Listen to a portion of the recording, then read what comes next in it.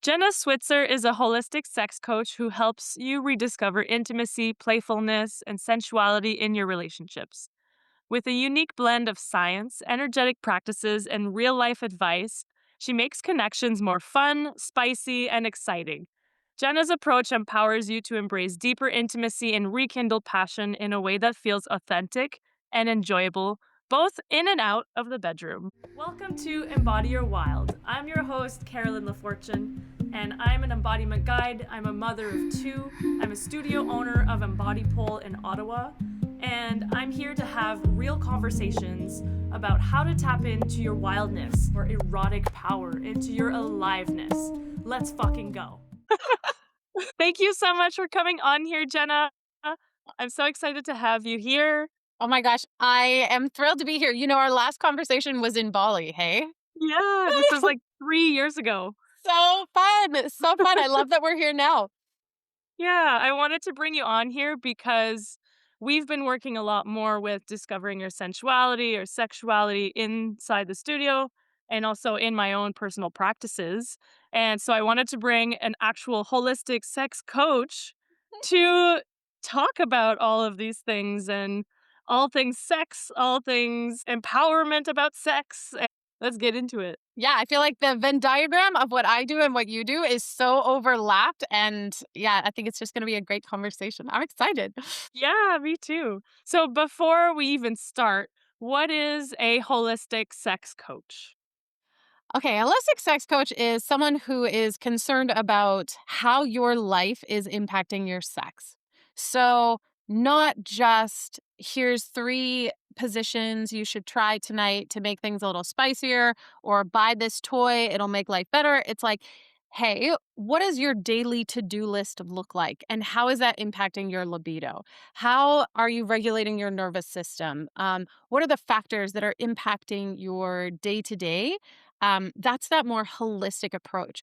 Because my goal with any client I work with is that they live a life in such a way that by the time they're ready for an intimate moment, their body's ready, their libido's on and firing, that they are just primed for the experience rather than going through a mental to-do list of, okay, I need to make sure that I'm in this position, or, that did I clean my room, or did I it's just you're able to drop into that place of pleasure with your partner when you want to be there.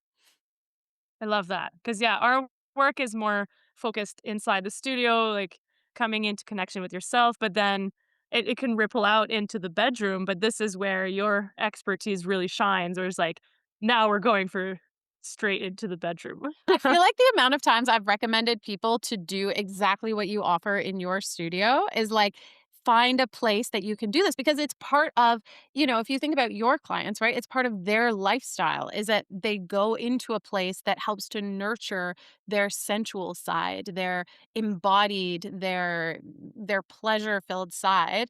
And because of that, they're going to walk into the bedroom more primed. Now, it's not, 1 + 1 = good to go. If it was that simple, if no one would have sex problems. But it's definitely a key component what you're offering.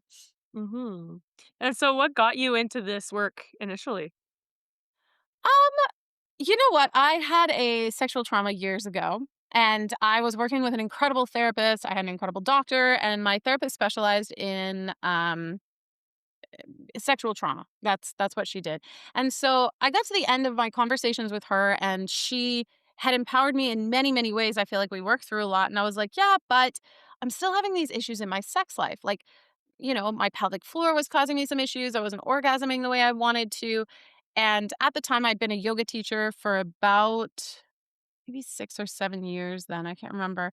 And she said, you know, I can't help you with the physical side, and I think you might be the best person to get this answer. You Mhm. are primed to do this. I remember leaving her office and just being like, wow, there needs to be somebody here, like somebody in between the therapy and getting on with my life. Like I needed to tackle those things with a qualified therapist, but now I was in this like gray zone where I didn't know where to go for help. So I kind of thought I was making up a job that I was like, I'm just gonna go out there and I'm gonna do this. And it started off super scary. I come from a very conservative family, so the idea of like telling my parents, even at the age of 33, I think I was when I started, telling them that I was gonna be a holistic sex coach like scared me so much. So I started with like I would offer pelvic floor yoga classes. And those sold out like overnight. People loved them. Then I started working with a pelvic floor physiotherapist, and her and I started offering sessions in the physio clinic of rehabbing pelvic floors, postpartum, prenatal, like all of this kind of stuff. And they just like it was so in demand, and it made me realize like people really needed this work that I had to offer. The thing was in those sessions, I was having a hard time getting people to open up. And it was like a, 4-hour workshop or a 2-hour workshop. And it's really tough for people to be open and vulnerable about their deep pain in a small group in a short period of time. And so I was like, okay, this clearly isn't working the way I wanted it to. Like, how am I going to facilitate this? And then 2020 happened and everything shut down. And I was like, well, I have to go online anyway. Like, let's take this and try smaller groups. So I started with smaller groups. And then once I felt really comfortable with smaller groups, I started going down to the one-on-one coaching. So that's kind of how it all evolved to the holistic sex coach that I am today. I love that. Thanks for sharing. Yeah, because I feel like in those settings, like, especially in a physio clinic, opening about sex is like, "Oh, it's not okay to talk about that," but it's okay to talk about me having, let's say, like, incontinence or things like that, but the sexuality part of it seems to be, like, very taboo. Yeah. So it's really cool that we could bridge those 2 now together and really help people who really need it. Yeah. You know what's really interesting, Caroline, is that I'm realizing that like my work at your studio was like also a part of that, right? Because I offered a sensual yoga class with you guys. That's And right. it was like this point in my life where I really wanted things to shift. I really wanted to move away from what I was doing and move into the position that I'm in now, but I didn't know how to do it. And your space gave me such an opportunity to explore that side and to share something that I really loved. So I really appreciate that. Yeah, thank you. Yeah, that was what, like 6, 7 years ago at this Yeah, point? Oh I my know. goodness. So wild. Yeah, while we were still in Iron X Fitness Yes, and yes. still, So it was pushing the edges for us too as like a Yeah, studio and the clientele, they were like, "Oh, what is this?" yeah, yeah. So that was really cool. What was your own relationship to your sexuality and pleasure before and now during all of this?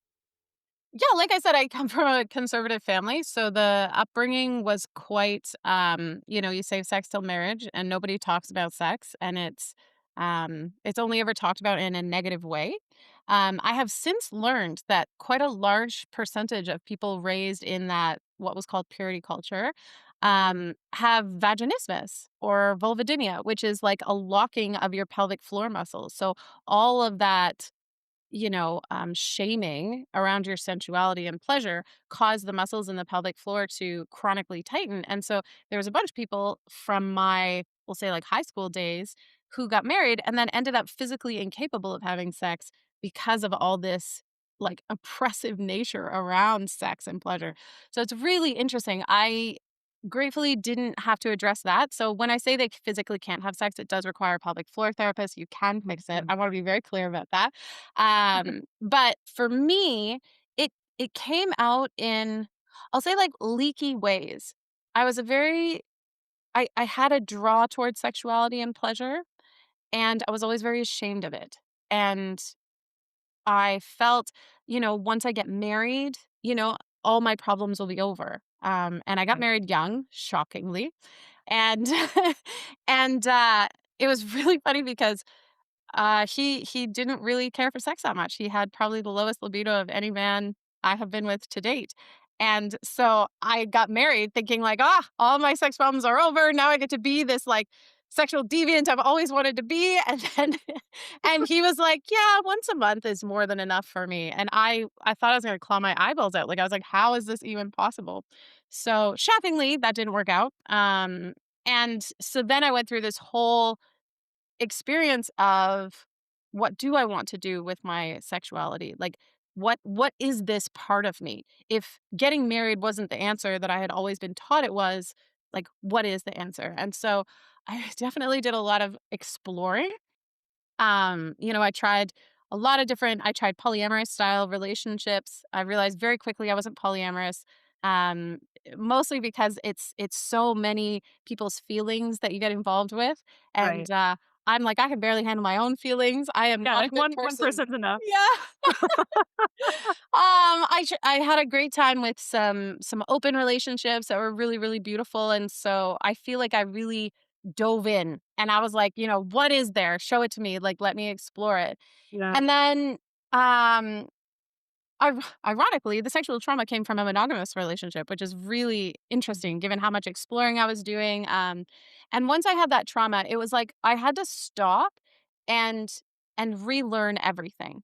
And so what I had kind of piecemealed together in these relationships in this exploration wasn't holding water.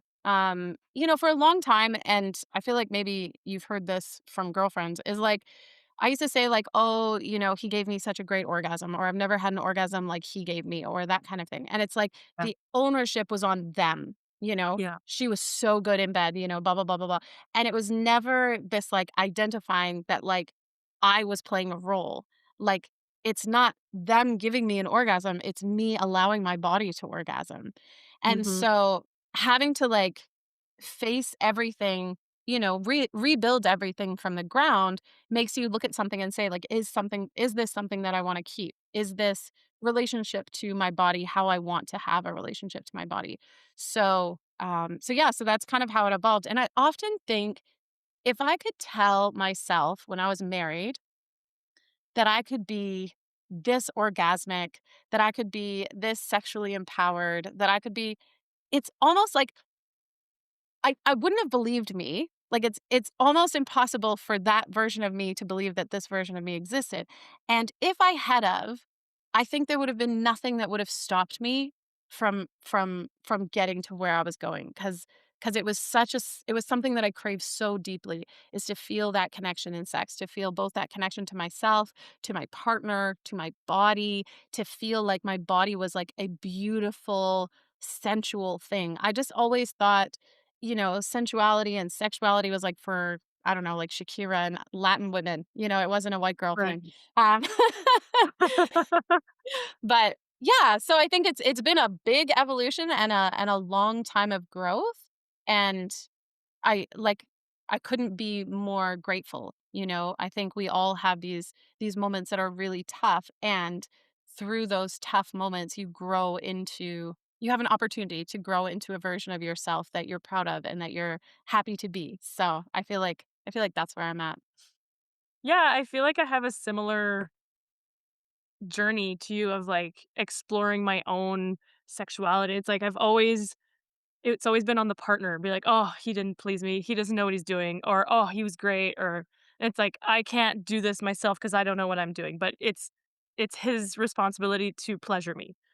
And for a long time, I was like that, and then it's only been, since I turned 30 that I even developed, like, a self-pleasure practice, and I was like, Mm. "Oh, wow, this is new, this is different."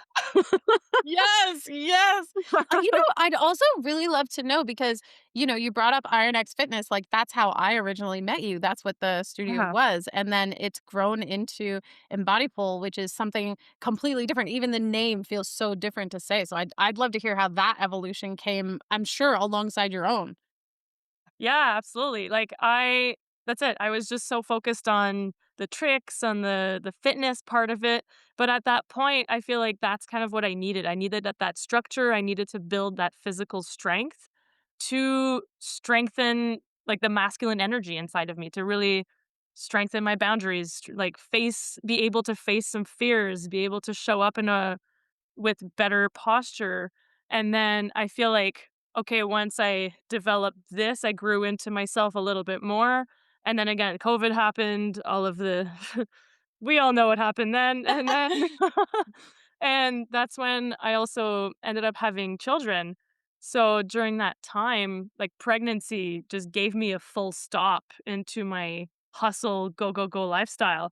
And it kind of forced me to reflect and reevaluate my life, my identity, my values. And at that point too, I'm like, I have a growing belly. I'm like, I can't pull as much as I used to. So there was a really big identity crisis that happened there, and spiritual awakening at this point too. It's only during the second pregnancy where I was like, I really want to have an orgasmic birth. And I'm like, I know that this is possible. So I, researched the shit out of it. But then I was like, I only have 9 months, it's not a lot of time.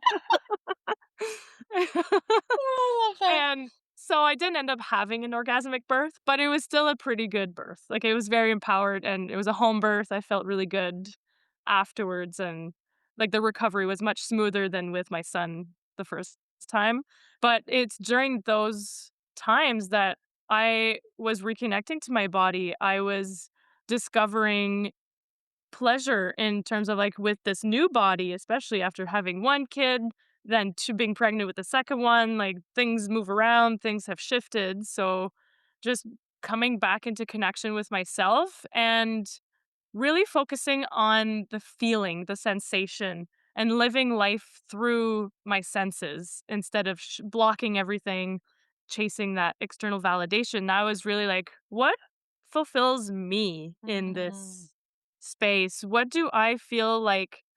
What do I desire right now? And like, what do I not want? And yeah, there was a lot of questioning for several years after that as well. But but I feel like this transition really helped me to connect to myself and to be on this journey to discover my own erotic energy, the power that I have, and to stop putting the responsibility on other people, especially now my husband. I'm like, he's not responsible to pleasure me. He can help, but Yes.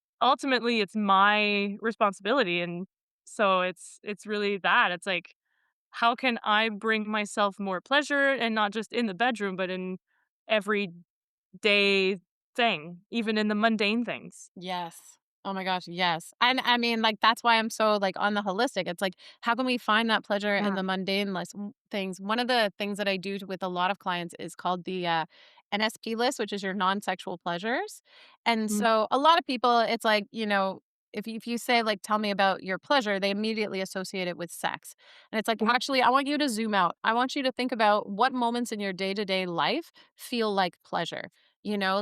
Like a cool breeze on a hot day, or um like that first lick of ice cream, or the smell of coffee in the morning, or like any of those things. What brings you pleasure, and what you focus on, like you focus on. So it's like, if I'm asking you to make this list, and I encourage, if you're listening to this podcast, start this today. Make a little note in your phone, NSPs, non-sexual pleasures, and then start writing. And the more you start to try and notice what things bring you pleasure, the more pleasure you open yourself up to, the more pleasure you actually build into every day. And then when you start noticing what brings you pleasure, you do more of it. So you naturally increase. Because I think on a lot of levels, we're all a little bit hedonistic, or once given the permission, we're hedonistic. We Yeah. want those beautiful, pleasurable experiences in our life. Yeah. How would you differentiate that to those quick dopamine hits, right? Because some people are like, "Oh, I really love scrolling and watching this Mhm. video," but it's like it's giving you pleasure in the moment, or just drinking this, let's say, I don't know, glass of wine with Yeah. dinner because it helps to cool my system down, or to calm my Yeah. system down. Like those things, it's like, yeah, it's still, little hits of pleasure, but is it really fulfilling you You in know the long what's funny term? is I've never had to clarify. I've never once, and I can easily say it's over 100, maybe over 200. I've had do this list, and never once has anybody said scrolling, ever. Not Okay, once. Nobody's awesome. been like, I love a good scroll. That brings me so much pleasure.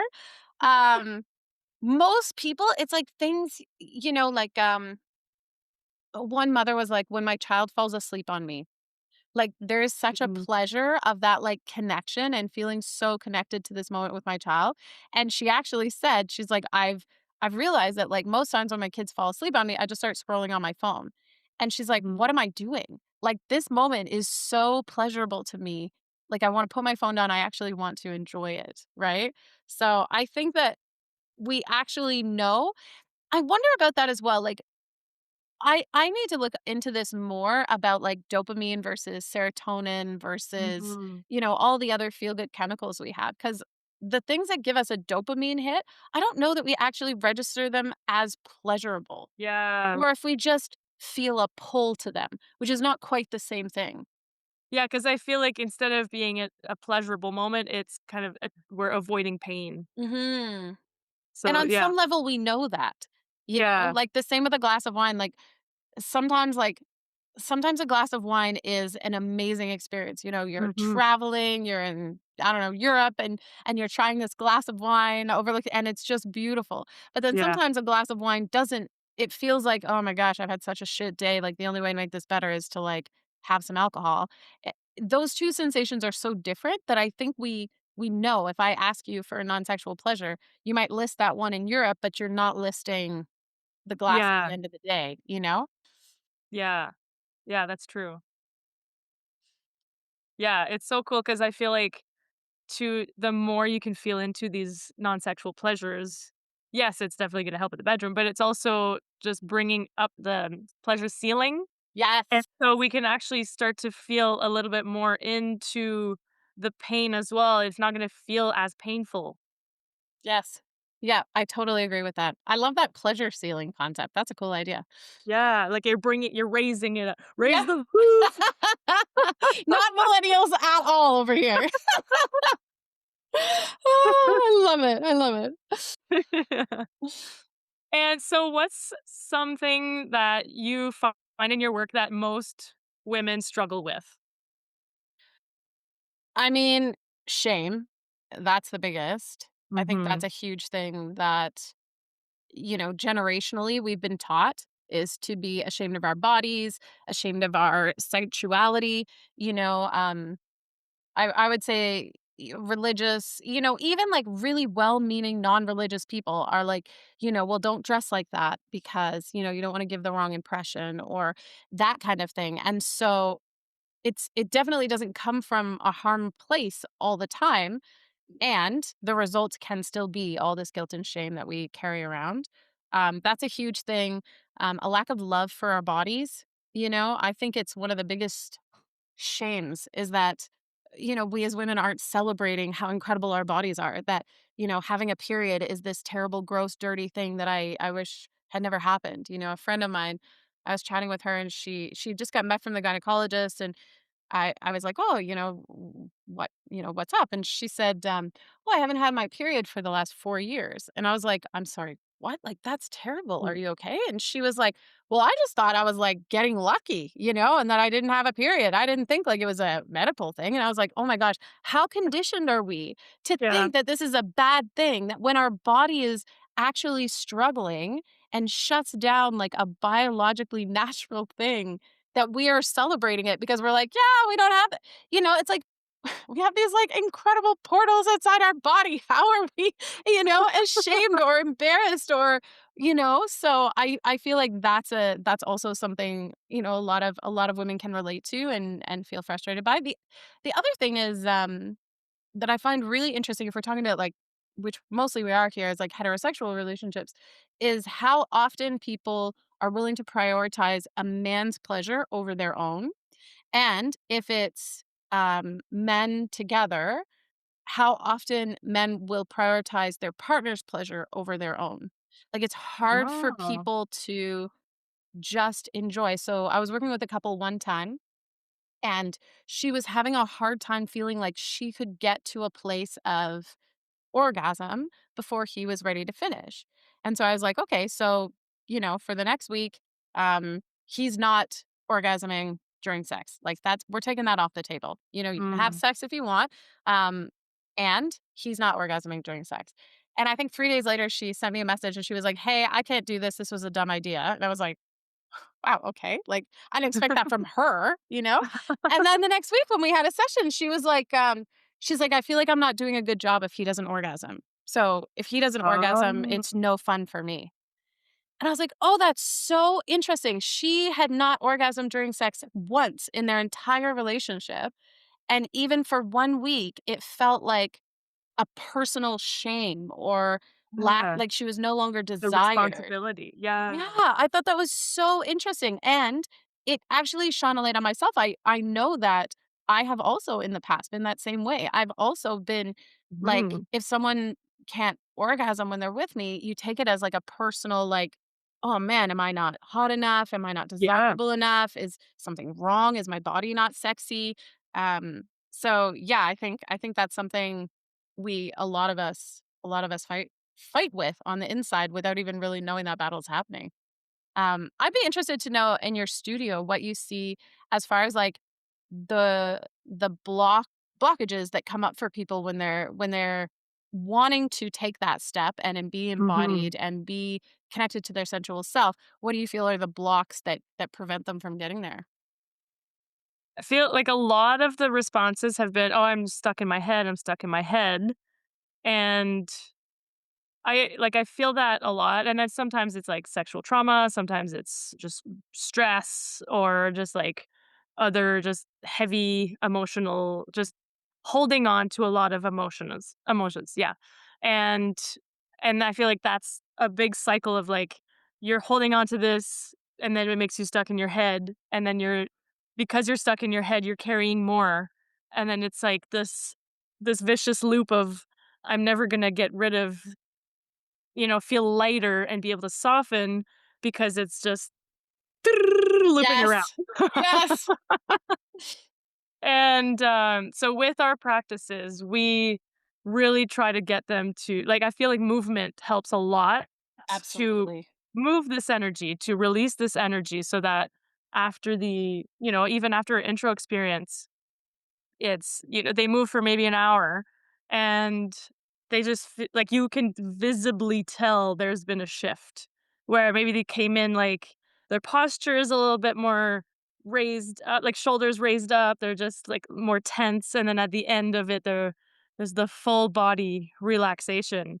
And then when we do the closing circle, I'm like, how did that feel? What's different? And they're like, I don't feel like I'm in my head anymore. I'm like, Oh, yeah. beautiful. Yeah, that's such a gift, such a gift. Yeah, 'Cause I think that also hits another point is, like, women often feel like they need to be in their head.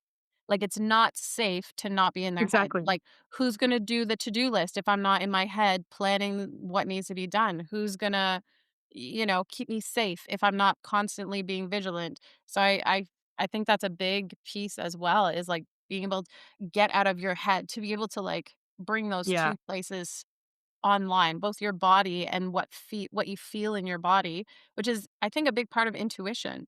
Another like absolutely. feminine superpower is that when you are able to be more present in your body, you're able to tap into your intuition more. Exactly. And even just like speaking from my own experience of, whenever I feel myself like I'm getting more stuck in my head, it's because I feel like I'm carrying the whole load of the entire family. And my husband is super supportive. He's a great partner. He's helping out, but I'm still feeling like, "Oh, I need to do more, and I need to do all of these things." And maybe it's like, I don't know if I trust him to do it, or if it's not gonna get done properly if I don't do it, and it's like putting that pressure on myself unnecessarily because it doesn't fucking matter at the end of the day. Like, okay, yes, some things need to get done, some things don't. But for the majority of it, it's like, it doesn't matter if it's done the exact same way that I want it to be done. Yeah. That's just my own, anal retentiveness of like, you need to cut the cheese straight, not put it, fold the things over top. Yes, yes. And this is something we often do as women that I feel like disconnects us from our partners. Is this like almost like it's not a desire to nag, but it's like you're not gonna do it the way it should be done, and I'm gonna do it the way it should be done. So, like, if you're Yeah, doing it, you need to do it right, and you need to do And that creates this, again, this sense of like being in your head. And then when you try to like get into your body with your partner, you're so conditioned to just be thinking and planning and thinking of what he needs to do better, that you almost create this like dissonance. So that, like, of course, how do you expect to like drop into the bedroom and be like, you know, on yours, like, let's explore this. And meanwhile, all day it's been this back and forth of you trying to get him to Exactly. do it the way you want it done, right? Yeah. There's a practice that I really love doing is from Kiminami actually, and it's clearing the glass. So it's basically this meditation or this visualization that she speaks to, and it's you're imagining that there's this glass pane in front of, like, between you and your partner. So you're in a separate room, you're spread out, I don't know, who knows, like, at the end of the room, and then there's this big glass pane that is separating the two of you, and there's some spots that all over that are the things that you haven't said to your partner, that the things that you're holding on to, that maybe there's the resentment, the anger, the fear, the judgment. All of this is being put on this pane of glass. And the both of you have to clean it as much as you can on each side so that you can see your partner clearly. So, I'm probably not doing a great job explaining it, but Yeah. it was a really cool practice. I found that, like, oh, it's like all the little things that I've been maybe holding on to as resentment or as these things. It's like you either need to talk about it or you need to clear it yourself. Yes. Yep. And then that's when the connection can actually start to form or deepen. Yes, for sure. Love that. What do you find that you have a lot of people that come to you that are more in their performance mode versus the full embodiment mode of sexuality, where Yeah. they're yeah, right? Like You don't even need to keep going. Yes. Yes, yeah. absolutely. And that performance can be so funny because it can be a performance of, like we talked about a moment ago, needing your partner. Like, the performance is me doing such a good job that they come. Um, a lot of, I'll say, like, quote unquote good guys are this way. It's like they get into the bedroom and they really just want to please their partner. It's like they're trying to compensate for every man who has ever not paid attention. And in some ways it's nice, but in other ways it's like, yeah, okay, but like it needs to go both ways. Like, and it feels like a performance. It feels like they're trying to prove something to you. And like, as lovely as it is that you're ensuring that I have an orgasm, like, I need this to not be a performance. I need this to be two people in their bodies wanting to experience that connection that is possible there, or, how we can connect deeper in a deeper way, right? Yeah, absolutely. I feel like that's definitely a thing. And, obviously people who were taught sexuality through porn, right? That's Yeah. also a huge thing. It's like, if all you've ever seen of sexuality and women's expression of it is through porn and movies, it's like, well, it actually looks very, very different in real life. Mhm. So yeah, I feel like that's a huge, huge issue. I'm curious though, are there any resources that actually show, like, I've heard of ethical porn, but I'm still not sure if it's still performative or if it's still, like, if there's, yeah, like, resources that can show what the reality of it is. Mhm. That Yeah, I think some ethical porn. I think, honestly, now with OnlyFans, there's definitely a lot of options for seeing what, like, a girlfriend and boyfriend, their sex actually looks like, as opposed Mhm. to, maybe too much refinement and lighting and makeup. And I'm not saying like every OnlyFans person is out there living their real best life and showing it to you, but I do think that there are options available, and I think that there are people who are putting out educational content. Actually, really funny story. So the first time I was ever with a woman, I had this like panic the day before. We'd been on a few dates and it was like the date. Like, I knew something was going to happen. And I was like, oh my gosh, what do you do to a woman? Like, I've had men go down on me. I've had Yeah. like orgasms before, but I was like, I wasn't paying attention to what they were doing. Like, is there a technique? Like, I don't know. So I remember looking up like educational, like how to pleasure women. And it was like essentially like tutorial porn, like how these Yeah, are the options. These are some things. And it was so helpful, Caroline. Like I was so like, I thank love it. you. I needed this. And I needed it from both sides. Like even today, to this day, I'm like, it is true. Some people do like to have fingers inside, and some people don't like to have fingers inside when oral is being performed. And I didn't even think about it before that, like, there's a preference and it's okay to have a preference. And so anyway, Yeah, I felt like watching educational porn was actually super helpful and really empowering for me when I felt so clueless. I love that. Yeah, and especially too if, like, speaking from my own experience, like, when I was younger, I didn't know what the fuck I liked or didn't like. It was like, "Oh, No. just try it and see," and I was like, "I don't know," and then you're just stuck there enduring it, and I'm Yes. like, "Okay, is this over? Like, what's the time?" You know? And you don't like it, but you actually don't know what they need to do differently. You just know they need to do something differently. Yeah, exactly, and I'm like, "You figure it out, it's your job, Yes, you're yes. the partner. I'm just here to be pleasured." That's right. Exactly, exactly. Oh, man. Yeah, I think what you were saying earlier about self-pleasure practice is indescribably important. People think because you're in a relationship, like, self-pleasure or solo pleasure isn't that important, and it honestly couldn't be further from the truth. It's such a key component to, like, healthy, happy, intimate relationships.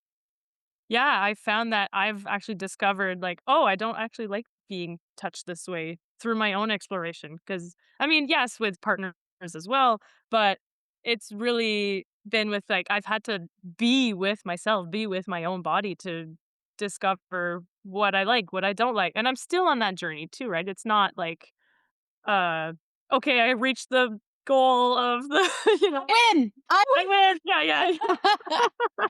Like, it's an ever-changing relationship to my body, so, yeah, it's been really cool, and I strongly believe this, but I'm curious to know what your thoughts are. Can every woman have an orgasm? Yes. Yes. Yes. I've looked up a lot of literature around inorgasmic women. I remember Googling a long time ago, do all women orgasm? And Google assuring me that all women do not orgasm. And I was like, oh, okay. So I'm just one of those people that doesn't orgasm. That makes sense. Like, Yeah.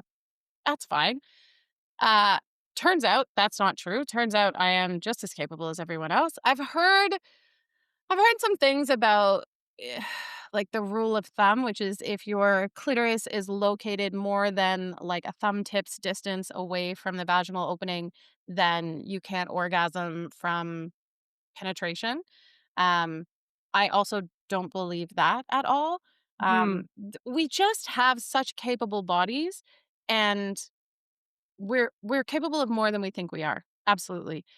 And I feel like when it comes to sex, a lot of inorgasmic rhetoric comes from trauma, comes from Yeah. upbringing, comes from like And shame. shame, guilt, stories that we've repeated to ourselves.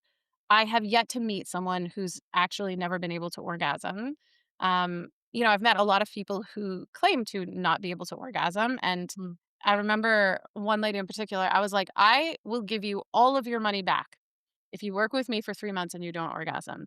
And she was just like, "Yeah, okay, prove it to me," you know? And because she was in her 50s, and for the majority of her Yeah. life, she thought actually, female orgasms was a myth. It was her sister who had convinced her that they were a real thing, and so she's like, "Look, I'm in my 50s, I'm not really gonna orgasm," and I'm like, Like, "Yeah." challenge accepted. Yeah, exactly, exactly. Um, yeah, I'd love to hear, like, your experience with that, why you're so passionate, like, yes, because I feel like you're nodding and agreeing with me. 'Cause I just feel like through my own, like, I feel like I've always been an orgasmic person, so I never really struggled with that, but just hearing stories and different people and even a lot of shares in circles and things like that, it's like, "Oh, I've never had an orgasm before, I don't think I can," and it's almost like a new identity that this person's clinging on to, or I'm just not a sexual type, or I'm just not, it's like, listen, we are all sexual beings. Yes, yes, it is part of, who we are as Yes. humans. And that's kind of what you're saying of, like, the only things that are not making us a sexual being is because maybe of past trauma, stress, or all of the shit that we're holding on to. So, underneath all that, if we can actually start to release all of that, then we start to feel this connection to our erotic energy and to our sexual energy, and then from there, that can develop into orgasm. Yes. Yep, absolutely. And there are people who not having an orgasm needs to be part of their identity for a reason.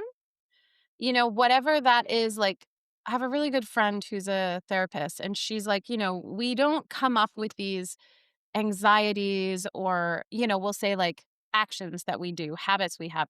We don't come up with them because they're bad for us, even though it might seem like they're bad for us, junk food, eating lots of junk food. It might Mhm. seem like that's bad for us. Why do I keep doing this thing that's bad for me? But in some way, it's beneficial to you. So it soothes you. It creates a sense of like comfort and love for yourself. Whatever it's doing, it's positive.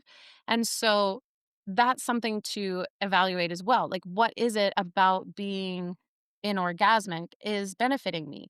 And Yeah, it's the protection mechanism. yes, it could be Yeah. protecting, a trauma that you've never faced or that you don't want to face or that you just haven't Yeah. been ready to.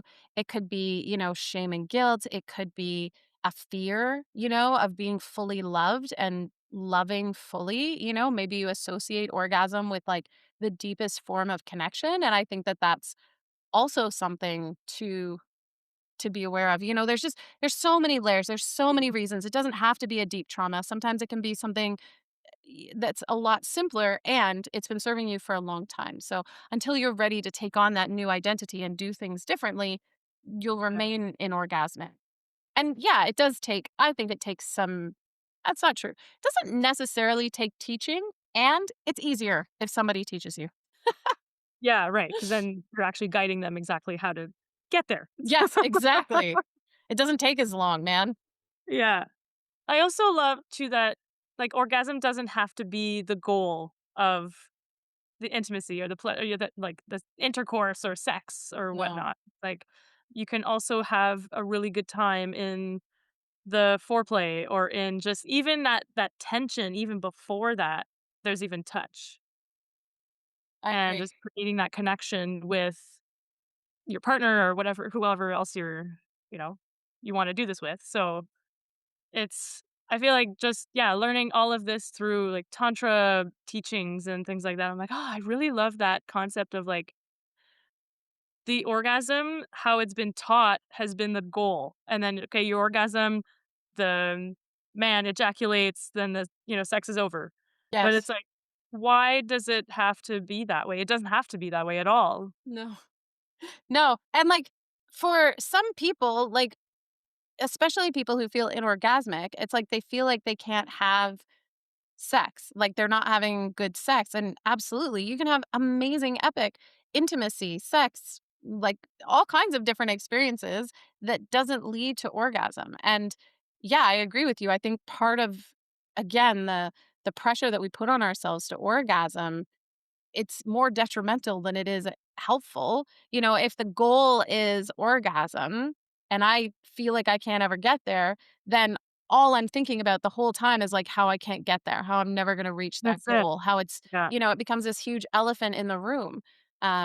When you take away that goal, which is what I was attempting to do with that couple, it brings to Yeah. light a lot of things. It brings to light a lot of deeper issues or deeper truths that need to be faced. And, sometimes those are like, wow, I really do enjoy kissing, a lot. It doesn't have to go further Mhm. than just making out, or I do really enjoy just, eye gazing, Yeah. I really do enjoy just holding my partner's hand without worrying that it needs to be, that I'm not going to orgasm if this leads to more. So, yeah, I feel like there's a lot to that. Yeah. And even having that pressure of initiating touch will lead to sex. Yes. Yeah, this is something I've experienced in relationships before where I became almost like scared of my partner touching me because I felt like every time they touched me, I knew where it was going to go. If I Right. relaxed into it, he was going to want to have sex, and I wasn't always ready to have sex. And so it created this almost like alertness inside of me. And this is something that you're talking about, like cleaning the window, right? This is something Mhm. to talk to your partner about. Like, it feels to me that when you touch me, there's an anticipation that we're going to have sex. I Mhm. want you to touch me, and I don't always want to have sex. So, can we make it like a goal, or can we make some sort of arrangement around that we are going to practice touching each other without sex? So, like, maybe for the next week or so, we're just going to touch and not necessarily have penetrative sex or oral sex. We're just, going to enjoy each other's bodies without it going somewhere, without it having a goal. It's a conversation to explore with your partner, and it's a really important one. And I definitely really struggled. I didn't want them to feel. I didn't want to hurt their feelings. I didn't want to. I didn't want to. I'm a sex coach, for crying out loud. Like, when I was dating this person, I was a sex coach, and I was like, how do I Right. not want to have sex all the time? Like, what is wrong with me? And I was like, it's okay to like Yeah. want to touch your partner and not have it lead to sex every time. That is completely okay. So Yeah. it's definitely something to explore with your partner if you're struggling like that. Yeah, and it's also bringing it back to the real life of, like, it's okay to not have want to be wanting to have sex all the time and Yes. you Yes. know, like, it's like we could, sometimes we're seen as, like, these super erotic, beautiful creatures, and it's like we're super horny all the time. It's like, "No, I got 2 kids. I'm not the reality." Yes, exactly, exactly, exactly. And yeah, I love being a holistic sex coach, and I do feel way more in touch with my sexuality and pleasure than I ever have in my whole life. And after a night of, helping people work through their sexual struggles, I'm not always like primed and ready to go. Like, Yeah. sometimes I actually just need, like, hold my hand and just be with me, and that's good. And that's the most intimate thing that I can ask for in this moment, right? Yeah. Yeah. Love that. Just asking for what you need too. There's a Mhm. communication aspect of it as well. Yeah, Absolutely. that's great. What's your take on hookup culture? I think what do I think about hookup culture? It's super interesting. Um, Again, I think this comes back to we have these needs that are being met through habits we have. And so, hookup culture might be a great example of this is something that I believe I'll speak to the male side of it, right? Yeah. Is I feel like men do not often have opportunities to be intimate and close outside of sex. That the times that they get to be truly vulnerable and open and really really yeah, vulnerable is Yeah, that's is so during true. sex. And so hookup culture, it's kind of like we were saying about the dopamine hit, right? Uh, Hookup culture gives men this opportunity to feel for a moment like they're deeply connected, like they're in a vulnerable situation, like they're eh, being intimate. mhm. And and no, I think a lot of men don't address hookup culture, in an ideal way. And the functionality of it is this desire is inside of them, and this is a way they meet that desire. And so I feel like it's a really interesting when you look at it from that perspective. How can I create a space with the men in my life to allow them to feel like they can be safe and vulnerable? Um, I'll say this was really radicalizing for me because I won't say hookup culture, but I definitely had, like, casual sex with friends or, just a lot of casual sex, and it wasn't until I started to recognize that, like, if I could just create a space of, like, connection and intimacy outside of the physical realm, I could have that same kickback, that same sensation without having to have sex with someone. And so then I can choose to have sex because I want to have sex with them, not because I don't feel close or I'm lonely Or or like I'm feeling a void, filling a yeah, void. yeah, Yeah. exactly. Coming at it from a place of desire and connection rather than from, yeah, filling this empty hole inside of me. um, Yeah. metaphorically. Yeah. And I think women also do it like we do it for validation, right? Yeah. We wanna feel we're desired. We wanna feel we're desirable. We wanna feel like, um, we're sexy, and this gives us that quick hit of, "I'm sexy," or "I'm desirable," or, any of those things, and so, in some ways, I feel like it really serves um this core need we have, but it's not actually serving the core need. Like Mhm. it fills the void. And so if you're at a place where you're not ready to look at that void and work on healing, I feel like it becomes part of that. And with anything hedonistic, anything you're like trying to fill a void as opposed to just like enjoying and experiencing for the enjoyment and experience, eventually you get sick of it, right? Like I love ice cream, and if I eat too much ice cream, I still feel sick, And so Right. it's like this sensation of like even though I've given myself the thing that I wanted, I don't I don't feel the sensation I want to feel afterwards. So, Yeah. yeah, I don't know. I feel like those are my thoughts. I'd love to hear yours because I don't think I gave you an answer. I just kind of gave you some ideas. Well, that works still. Like, I've never been like, I've always been a serial monogamous, so I've kind of jumped from relationship to relationship. I never really had time in between to be single and to just have casual sex. I would say, like, the hookup culture, I feel like exactly, there's that need to just want to be connected to somebody but there's also that I feel like there's that fear of being able to be vulnerable with somebody else that you really truly want to connect with. So they're not dropping their guard and they're just staying in this like, I'm gonna just hook up with this guy or girl, whatever, and stay in this cycle versus being able to actually open up my whole body to this person. Yeah. I To guess I my struggle because I in some ways I feel like it can be unhealthy, but then I think of like if I had never gone through that period of like hooking up, I wouldn't have learned so much about myself. Like maybe there were other Mhm. better ways I could have, and for better or worse, it was a really helpful thing for me to experience. And I'll say like in the open relationship, it was an opportunity where I could be with a partner that I was very intimate with and also have sexual interactions with people that I wasn't deeply Mm. intimate with. And I will say that that experience gave me such a realization of like the varying connections we experience, right? What I had with my partner Yeah. felt wildly different than what I had with anybody else. Even if I really liked them, even if they were very sexy, even if it was super, super fun, the depth at which I could experience them was just not anything like what I had with my partner. And that was a really cool thing to experience and to like really live. And maybe, some people can learn things mentally, like, maybe people can be like, "Oh, of course, like, I only wanna be with people that I'm really deeply connected with." But for me, I was like, "I don't know, I feel pretty deeply connected with this guy, and we've only been, seeing each other for the weekend." Yeah. Um, so I think I really needed that, to understand what those varying levels of vulnerability and connection actually felt like.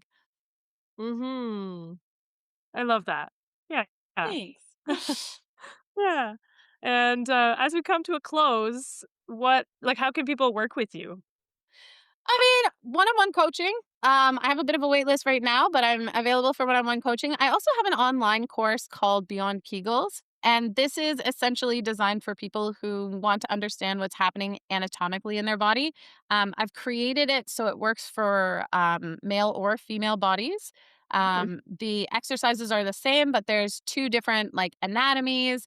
I talk about how your breathing can impact it. It's a self-study. So for people who aren't quite ready or don't feel that they need the one-on-one coaching sessions, that's kind of the offering that's out there that I've seen really, really empower. And honestly, it's what I do with the majority of my clients when they come through. Like the first thing we do is work on the practices that I put into the Beyond Kegels course. So I feel like it's a great entry point if you want to explore and dive deeper into your body, connect into what's happening. have better orgasms. For men, if they're working on, you know, premature ejaculation or not getting as hard as they want to get, or frustrations around arousal in general, it's really helpful for that as well. So I feel like having better orgasms, learning to orgasm, and that if you just work better by yourself, the online course is great beyond Kegels. So cool. Yeah, thank you. Thank Amazing. you. And any last words of advice to our listeners? I think something I want everybody to know is that you haven't had the best sex of your life yet. It doesn't Ooh, matter your age, you have not had the best sex. It's yet to come. And especially someone who is listening to this podcast and they've made it all the way through, they are that interested in sexual empowerment. I know that they may have had great sex in the past and their best sex is yet to come. And I think that that's really exciting, and it makes me like just like, oh, I can't wait to explore and see what that's going to feel like. yeah. Amazing. So, Thank you so much, Jenna. thank you. It was such a pleasure. It's so This good to is chat so with great. you. Yeah. Thank you. And own your energy. If you felt even just a little glimmer inside of your body, subscribe and send this episode to a woman you know that needs to feel this too.